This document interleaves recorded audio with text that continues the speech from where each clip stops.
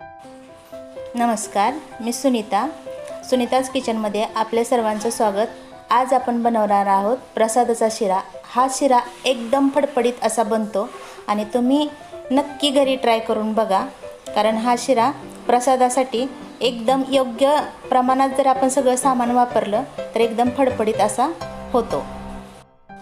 चला तर आज आपण या शिऱ्याची रेसिपी पाहूयात।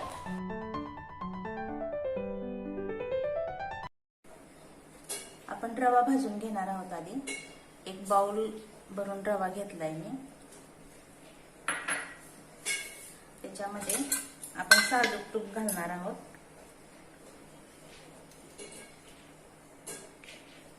जास्तच तूप टाकायचं, कारण हा प्रसादासाठी शिरा करतोय आपण।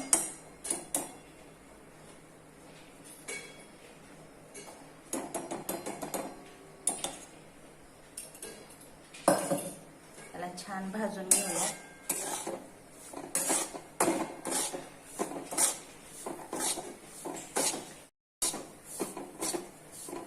पूर्ण भाजून घेऊया लालसर होईपर्यंत। आणि हे घरी बनवलेलं तूप आहे, याच्यात टाकलेलं।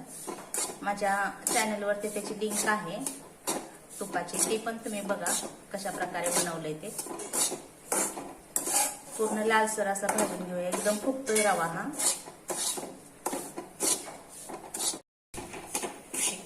साधारणपणे 5 ते 7 मिनिट आपण ह्याला पूर्णपणे भाजून घेणार आहोत, कारण ह्याच्यातला कच्चापणा आहे रव्यातला, तो निघून जातो। आणि हा प्रसादाचा शिरा आहे, त्यामुळं त्याला जरा व्यवस्थितच भाजून घ्यायला पाहिजे।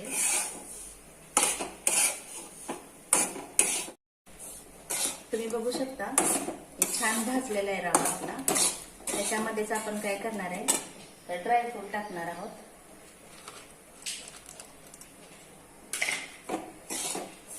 त्याचबरोबर याच्यामध्येच आपण थोडीशी वेलची पण घालणार आहोत।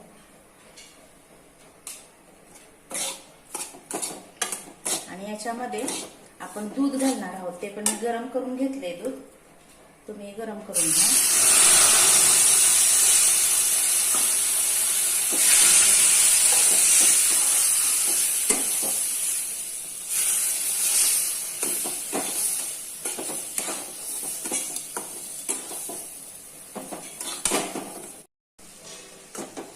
आपला प्रसादाचा शिरा तयार आहे। ह्याच्यामध्ये आपण आता साखर घालणार आहोत। पाणी पूर्णपणे हे झाले, साखर मिक्स करणार आहोत। 1 कप साखर घेतली मी, तुम्ही तुमच्या ह्याच्यानुसार साखर घ्या, किती पाहिजे तशी।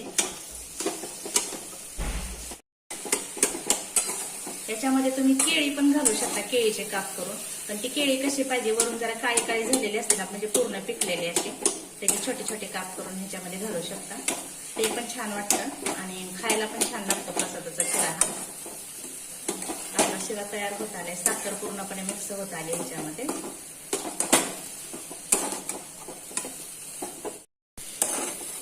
आणि तुम्ही बघू शकता या ठिकाणी आपला प्रसादाचा शिरा बनवून तयार आहे।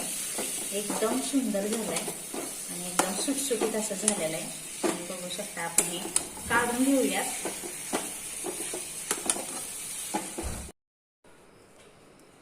तर आपला हा प्रसादाचा शिरा तयार आहे। तुम्ही बघू शकता एकदम सुटसुटीत आणि फडफडीत झालेला आहे। त्याला कलर पण इतका छान आलाय की बसच।